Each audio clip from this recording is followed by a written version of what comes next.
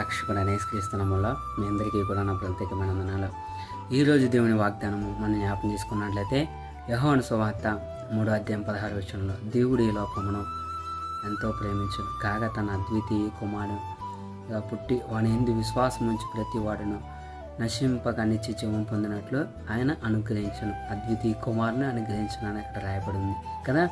So దేవుడు ఏం చేస్తా ఉన్నాడు? దేవుడి లోకంలో ఉన్న ప్రతి ఒక్కరిని కూడా ప్రేమిస్తూ ఉన్నాడు. దేవుని నిన్ను కూడా ప్రేమిస్తూ ఉన్నాడు.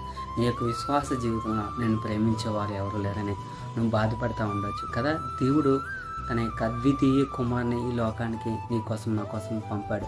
నువ్వు ఆయన ఎందుకు విశ్వాసం ఉంచినట్లయితే నువ్వేం చేస్తావంటే ఆ యొక్క నిత్య జీవాన్ని నువ్వు పొందుకోగలవు. కాబట్టి ప్రభునందు విశ్వాసం కలిగి ఆయన బిడ్డలుగా మనందరం కూడా జీవించాలని చెప్పేసి ప్రభు ఎంతగానో ఆశపడుతూ ఉన్నాడు. ఈ లోకంలో మనల్ని ప్రేమించే వాళ్ళు ఉంటారు, కానీ వాళ్ళు కొన్ని దినాల తర్వాత, కొన్ని సంవత్సరాల తర్వాత వాళ్ళ ప్రేమ మారిపోతుంది. కానీ దేవుని ప్రేమ నిత్యము కూడా నిరంతరం కూడా ఏకరీతిగా ఆయన నిన్ను నన్ను ప్రేమిస్తూ ఉన్నాడు. కాబట్టి ప్రభు ప్రేమ కలిగి ప్రభు బిడ్డలుగా జీవిస్తూ ప్రభులోనికి అనేకలు నడిపించే విధంగా మనందరినీ జీవించాలని చెప్పేసి ప్రభు ఆశపడతా ఉన్నాడు. Praise the lord. God bless you. దేవునికి మహిమ కలుగును గాక. ఆమేన్.